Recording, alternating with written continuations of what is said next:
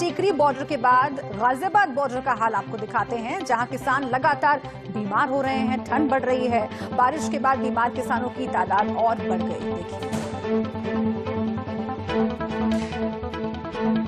दिन है और 38वें दिन बहुत ज्यादा सर्दी है। तापमान 2 डिग्री के करीब पहुंच गया है। मैं दिल्ली यूपी की सीमा गाजीपुर बॉर्डर पर मौजूद हूं और मेरे साथ ये तमाम जो किसान हैं वो लगातार डटे हुए हैं और आज इन किसानों के बीच डॉक्टर्स भी पहुंचे हैं। यहाँ पर बकायदा मेडिकल कैंप लगाया गया है, उनके लिए दवाइयों की व्यवस्था की गई है। आप समझ सकते हैं कि जिस तरह से किसान लगातार इस सर्दी में डटे हुए हैं, वो बीमार भी हो रहे हैं और उन्हें सर्दी, जुकाम, बुखार ये सब घेर रहा है। एक तरफ कोरोना काल भी है, ऐसे में ज्यादा सावधानी की जरूरत है। तो डॉक्टर्स यहाँ खुद पहुंचे हैं, चैरिटेबल ट्रस्ट आदि से व्यवस्था की जा रही है। जो किसान यहाँ मौजूद हैं, आज अब उनसे पूछते हैं 38वें दिन कि क्या कुछ चल रहा है। 38वां दिन है, लगातार किसान डटे हुए हैं बॉर्डर्स पर। 4 तारीख बहुत महत्वपूर्ण है, हालांकि प्रेस कॉन्फ्रेंस करके आगे की भी रणनीति किसानों ने बताई है। 4 तारीख को बनेगी बात। 4 तारीख अभी परसों 4 तारीख है और बुलाया है उन्होंने। जो भी बात होगी वो तो हमारा हाईकमान जो है, जो हमारी 40 संगठनों की कमेटी बनी हुई है, वही तय करेंगे। लेकिन इसमें यह तय है कि जब तक ये कानून वापस, तीनों कानून वापस नहीं होंगे, जब तक किसान को यहाँ से पीछे हटने वाला नहीं है। किसान किस स्थिति में? ठंड बहुत ज्यादा। कुछ नहीं है तो ठंड में तो किसान रहता ही है। रात में 2 बजे पानी चला रहा है, 12 बजे चला रहा है, सुबह 4 बजे चला रहा है। तो ठंड का तो ये तो हमेशा झेलनी पड़ती है। जैसे खेत में ऐसे यहाँ है, कोई परेशानी नहीं है। आप यहाँ दृढ़ निश्चय देख सकते हैं, एक डिटर्मिनेशन देख सकते हैं, ये आंदोलन के प्रति है। हम ये जानना चाहेंगे, दवाइयाँ भी यहाँ पर आई हैं, बहुत सारे किसान बीमार हो रहे हैं, कितनी मुश्किल हो रही है? देखो, अभी जो आज के हालात है, मुश्किलें तो हैं, क्योंकि सवेरे ऊपर मौसम का भी थोड़ी नाराजगी थी। लेकिन ये है, किसान है, अपनी बात पड़ा हुआ। आज सवेरे एक हमारे किसान भाई ने वहाँ पे जो है सुसाइड किया उन्होंने। तो सब मतलब लड़ रहे हैं अपनी ताकत, अपनी बात को कहने के लिए किसान यहाँ डटा हुआ है और अपना हक मांगने के लिए है। हक मांगना कोई गुनाह नहीं है, लोकतंत्र है, अपनी आवाज उठाने का सब किसी को अधिकार है। 4 तारीख को बात नहीं बनती है तो आगे क्या? सरकार यदि बात नहीं मानती तो हाईकमान चौधरी राकेश टिकैत जी का आदेश होगा और हमें मानना होगा। हम उनकी बात से, चाहे हमारी गर्दन कट जाए, चाहे कुछ हो जाए, वो हटने वाले नहीं है। डॉक्टर साहब भी हमारे साथ मौजूद हैं। डॉक्टर साहब, किस तरह की जो परेशानियां लेकर किसान पहुंच रहे हैं, सर्दी, जुकाम, बुखार और फिर खासकर कोविड-19 की सावधानियां क्या? देखिए, सबसे पहले तो मैं अपील करूंगा, कोविड-19 जो कोविड से अपने ख्याल रखें, अपने आप को मास्क लगाएं, डिस्टेंसिंग रखें। और लेकिन यहाँ पर हमें आकर के लगा कि इन लोगों की जो कुर्बानियाँ हैं बहुत ज़्यादा हैं और ये लोग जिस तरह से बीमार हो रहे हैं उसकी इनको बिल्कुल परवाह भी नहीं है बेचारों को। और कितने केसेस आपके पास आए आज? लोगों के पास करीब 100 के करीब लोग ट्रीटमेंट अब तक ले चुके हैं। मुख्य रूप से किन शिकायत? URTI, अपर रेस्पिरेटरी इन्फेक्शन, खांसी, नज़ला, जुकाम, दर्द वगैरह हैं, जॉइंट्स पेन है, हाई ग्रेड फीवर वाले हैं। तो मैं अपील यही करूँगा कि इन लोगों की जल्दी से जल्द सुनी जाए और ताकि इनको और खराब स्थिति से मारने से। हम आपसे ये जरूर जानना चाहेंगे, आप क्या सलाह इन्हें देंगे जिस तरह से ये मौसम बदल रहा है, 2 डिग्री के आसपास? मैं यही सलाह दूंगा कि सबसे पहले तो मास्क लगाएं, सोशल डिस्टेंसिंग बनाएं और अपना ख्याल रखें, अच्छी तरीके से अपने आप को ठंड से बचाएं। ठंड से बचाएं, ये निश्चित तौर पर कहा जा सकता है। मैं एक बार उधर लेकर चलता हूं आपको और वहां पर दिखाता हूं कि किस तरह से जो किसान हैं वो इस सर्दी के सितम से खुद को बचाने की कोशिश कर रहे हैं। क्योंकि आज बारिश हुई है तो इधर मैं आपको जमीन दिखाऊं, बॉर्डर के पास ये देखिए सड़क पर कितना जो पानी है वो एकत्रित होने लगा है। ये ऊपर से पानी टपक रहा है। यहाँ किसानों से पूछेंगे, पहले एक तस्वीर दिखाऊं, आप देखिए अलाव की व्यवस्था किसान खुद यहाँ पर कर रहे हैं। ये बताइए जी, ठंड का मौसम है, आज बारिश भी हुई, 2 डिग्री के आसपास चला गया, 4 तारीख को बनेगी बात, क्या लग रहा है? बात देखिए, बनेगी नहीं बनेगी तो किसान यहाँ से जाने वाला नहीं है। हम किसी भी सूरत में यहाँ से नहीं जाएंगे।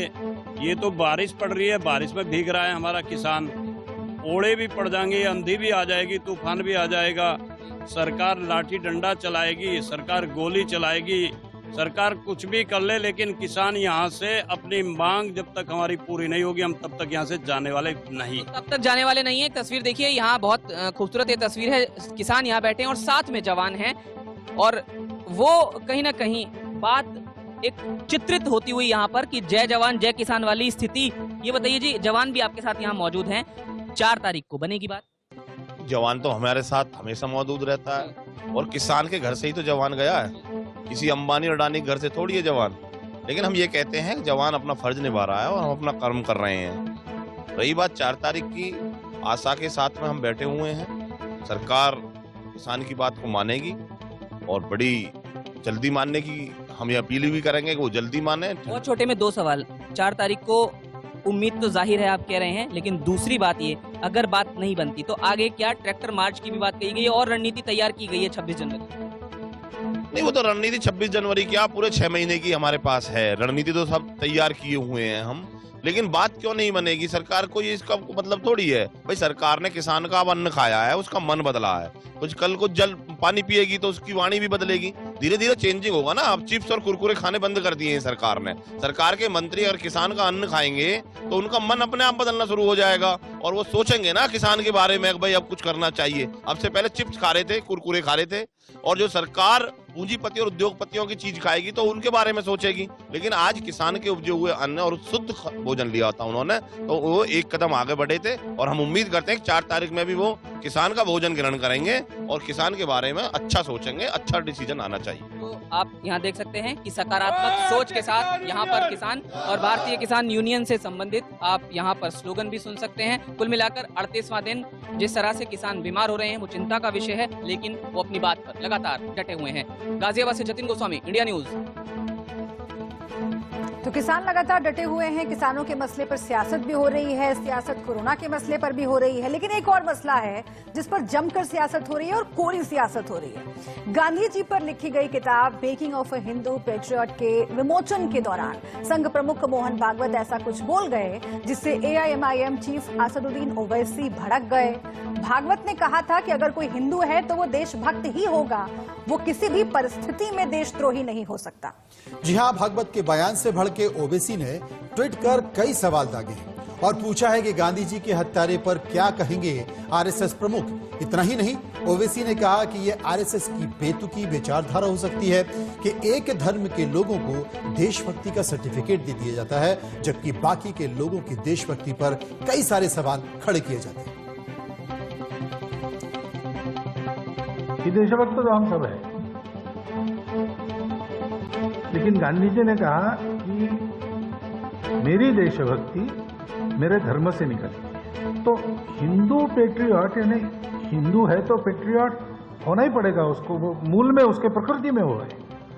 हाँ, ऊपर की राग धूल झाड़कर उसको खड़ा करना पड़ता है।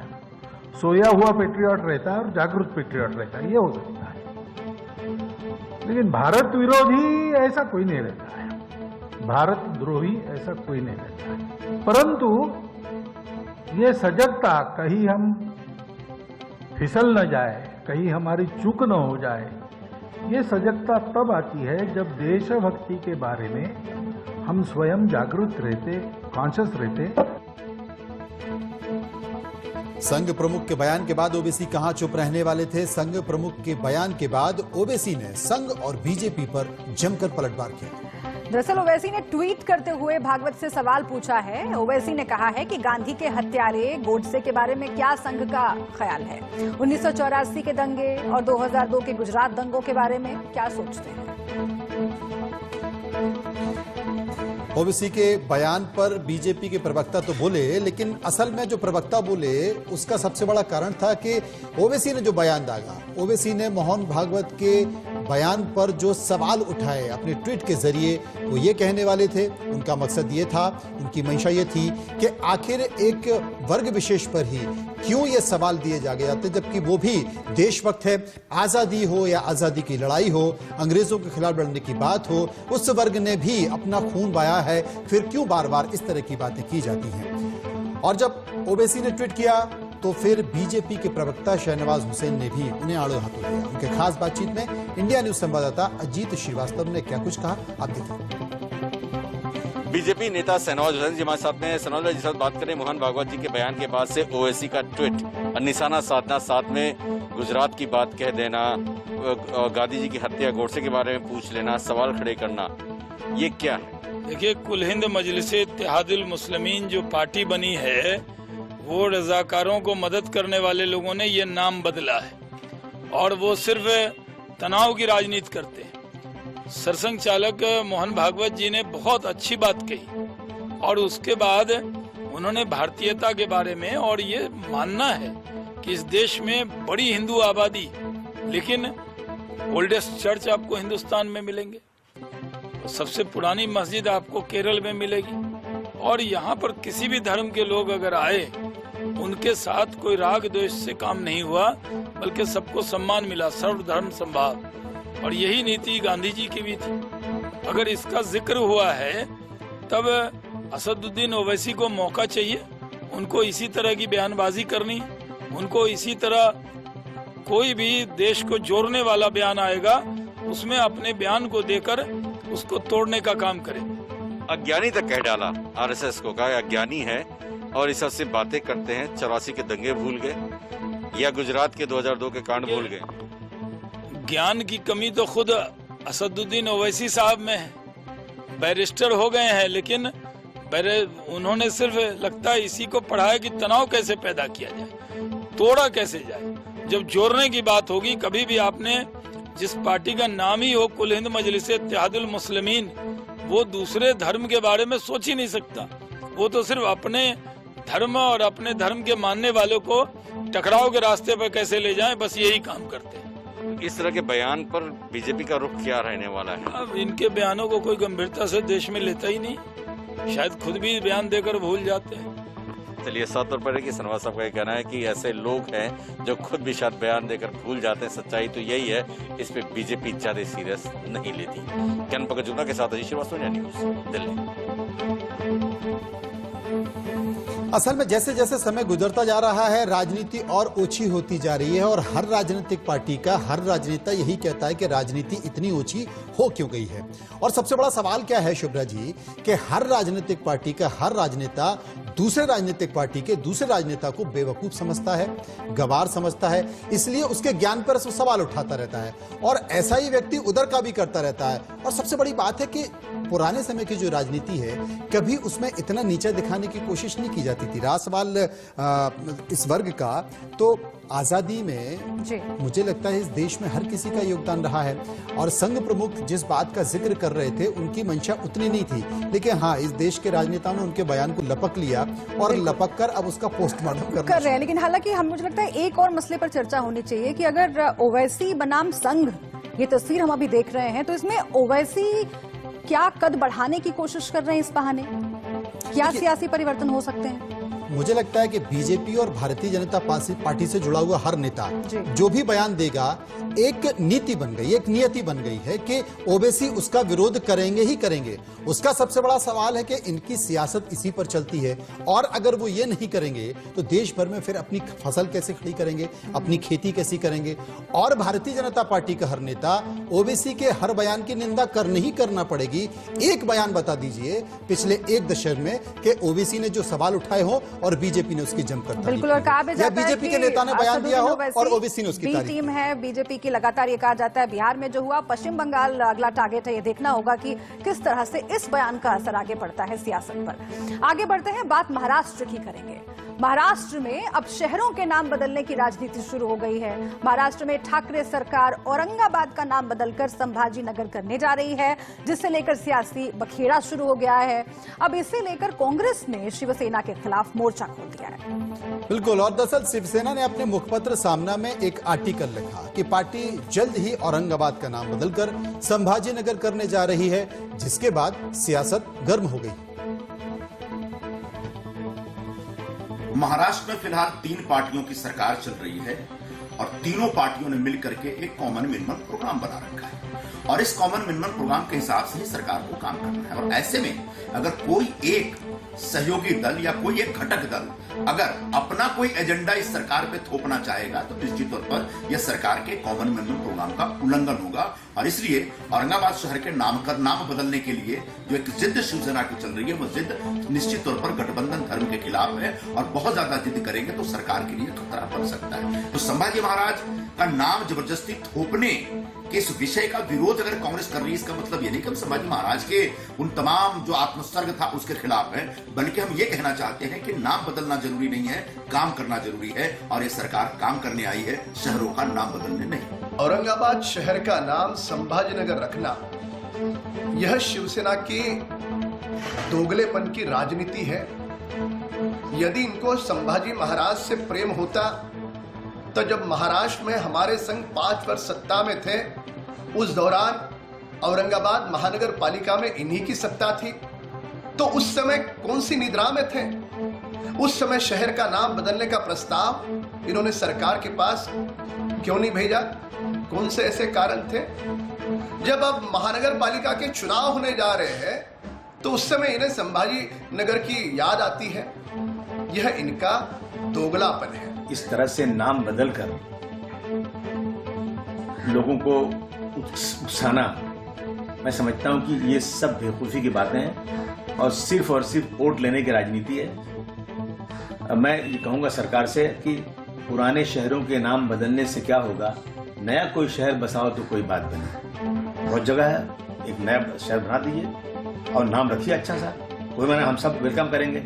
लेकिन आप औरंगजेब रहमतुल्लाह अलैह जिन्होंने इस मुल्क के अंदर हिंदू मुस्लिम एकता, मंदिरों को भी बनवाया, मस्जिदों को भी बनवाया, अब आप लोग जो है सिर्फ इशू इलाका की मुस्लिम नाम है, इस तरह से नाम बदल करके जो नफरत फैलाने का काम हो रहा है ना, ये बिल्कुल नहीं होना चाहिए।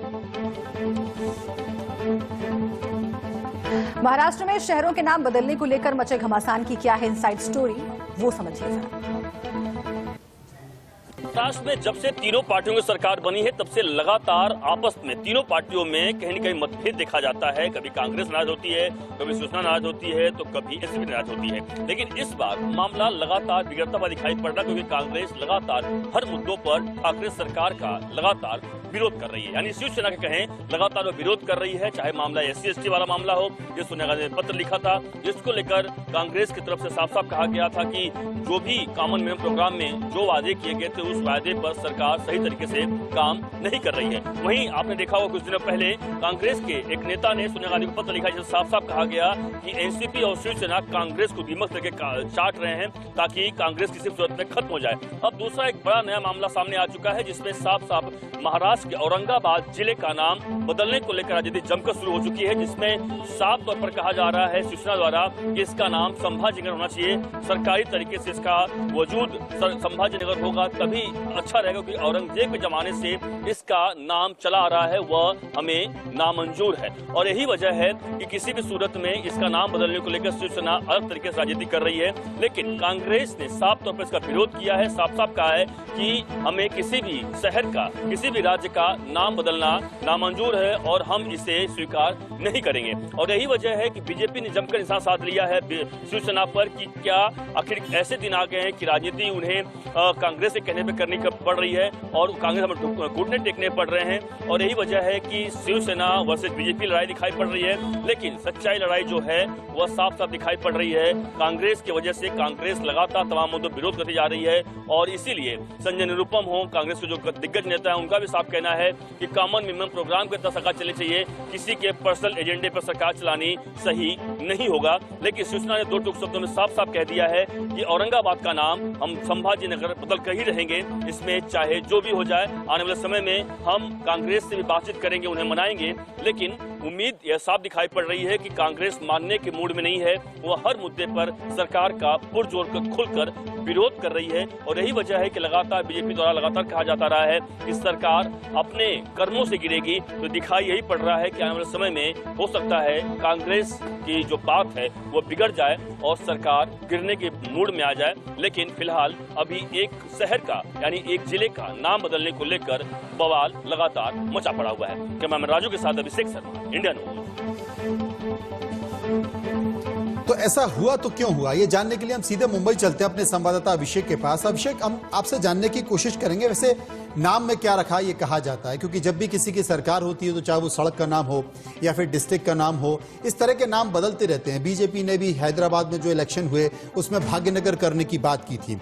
अब यहां पर शिवसेना ने एक तीर फेंक दिया, लेकिन सबसे बड़ा सवाल है कि ये गठबंधन की सरकार है और गठबंधन की सरकार में एनसीपी और कांग्रेस हमेशा बीच की लाइन, बीच की लकीर लेकर चलते हैं। लेकिन शिवसेना को अपनी कट्टर हिंदूवादी छवि बरकरार रखना है, क्या यही कारण है? और अगर ऐसा हुआ और अगर इसका नाम हुआ तो क्या माना जाए कि गठबंधन पे असर होगा, एनसीपी और कांग्रेस का रवैया सख्त होगा?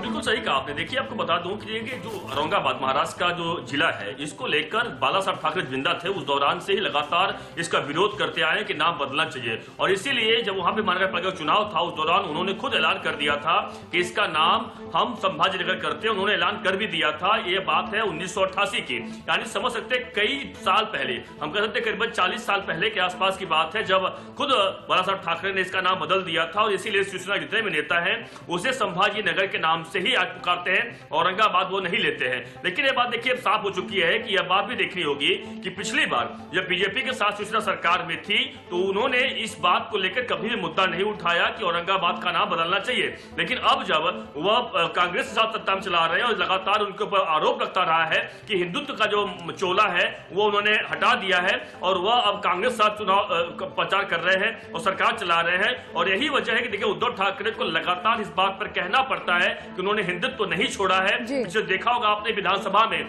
जब एक मुद्दे पर चर्चा हो रही थी तो उस दौरान उन्होंने कहा था कि हमने हिंदुत्व नहीं छोड़ा है। तो सही कह रहे हैं कि हिंदुत्व को लेकर लड़ाई लगातार शिवसेना के बीच है, लेकिन यह बात लगातार साफ होती जा रही है कि शिवसेना के लिए लेकिन गठबंधन को लेकर सवाल है, क्योंकि पहले भी ऐसे कई मौके आए हैं जब मतभेद तीनों पार्टियों में देखे गए हैं।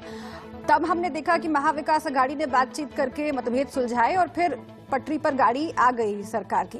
ये क्या मामला जो है वो पहले वाले मामलों से अलग है, क्योंकि अब बयान आ चुके हैं कि भाई सरकार चलती है कॉमन मिनिमम प्रोग्राम पर, उसको तो फॉलो कीजिए। बिल्कुल सही कही आप। बिल्कुल देखिए, कॉमन मैन प्रोग्राम की बात लगातार हर नेता कर रहा है कि उसी पे सरकार चलनी चाहिए या पर्सनल एजेंडे पर सरकार चलने की कोई जरूरत नहीं है। लेकिन देखिए ये बात तो माननी पड़ेगी कि देखिए जिस तरह कांग्रेस लगातार अलग अलग मुद्दे पर हर तरह विरोध कर रही है। आपने देखा होगा सोनिया गांधी के लेटेस्ट शुरुआत हुई है। सोनिया गांधी ने SC/ST के मुद्दे पर लेटर दिखा है मुख्यमंत्री को और उसको लेकर लगातार कहा है कि जो भी वादे किए गए थे वो पूरे नहीं किए गए हैं। कांग्रेस नेता के द्वारा लगातार विरोध किया जाता है। संजय निरुपम जो कांग्रेस के बड़े नेता कांग्रेस में अभी भी बरकरार है, वह लगातार हर मुद्दे पर विरोध करते आते हैं, चाहे कोई फैसले सरकार लेती है। इससे साफ दिखाई पड़ रहा है। और अब कांग्रेस का इस मुद्दे पर इतना ही नहीं, देखिए कुछ दिनों पहले अभी जब शरद पवार को यूपीए का चेयरमैन बनाने को लेकर बात हुई थी, उस दौरान कांग्रेस से दो टूक शब्दों में शिवसेना को नसीहत दी थी, उन्हें बोलने का कोई अधिकार नहीं है क्योंकि यूपीए के गठबंधन में वह नहीं है। तो यह साफ है, देखिए कांग्रेस पूरी तरीके से हमलावर है शिवसेना पर, उद्धव ठाकरे पर, और शिवसेना की मजबूरी है सरकार चलाना, इसलिए कहीं न कहीं वो बैकफुट पर। बिल्कुल, और इन सबके बीच शरद पवार यानी कि एनसीपी के जो प्रमुख हैं वो बार बार आते हैं और दोनों को समझाते हैं, मनाने की कोशिश करते हैं, कहते हैं कि वक्त की नजाकत को समझो, ये वक्त नहीं लड़ने का। बहुत बहुत शुक्रिया करेंगे अभिषेक का जो हमारे साथ बने हुए थे। कुल मिलाकर अपने अपने संकेत यहाँ पर और अपने अपने संकेतों के बीच अपनी अपनी पार्टी का एजेंडा और वजूद बचाने की भी यहाँ पर एक कदम है। और यही कारण है कि हर वक्त मौका मिलते ही अपनी पार्टी का अस्तित्व बचाने के लिए एक कदम और एक संकेत देना जरूरी है। इसलिए शायद शुभ्रा ये संकेत बार बार पार्टियां देती है।